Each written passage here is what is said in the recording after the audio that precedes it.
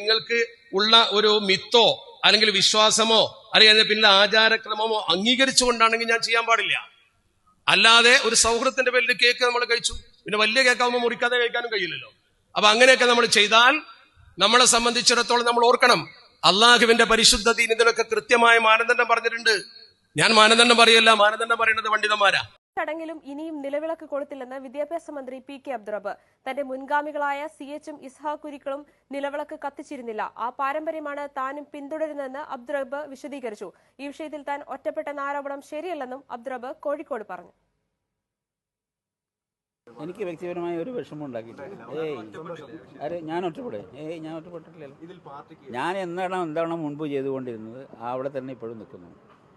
എനിക്കതിൽ ഒറ്റപ്പെടുന്ന പ്രശ്നമില്ല. ഇനി ഒരു ഫംഗ്ഷൻ ഉണ്ടെങ്കിൽ ഞാൻ അവിടെ നിലവിളക്ക് കത്തിക്കില്ല, അത് ഉറപ്പാണ്. അതിന് പിന്നെ ഒറ്റപ്പെടുന്ന പ്രശ്നം വരുന്നില്ല. അത് അവർക്ക് പറയാം, എല്ലാവർക്കും അഭിപ്രായം പറയാനുള്ള സ്വാതന്ത്ര്യമുണ്ട്. അവർ പറഞ്ഞതിനുള്ള മറുപടി അവരോട് ചോദിക്കുക, ഞാൻ പറഞ്ഞതിനുള്ള മറുപടി എന്നോട് ചോദിക്കുക.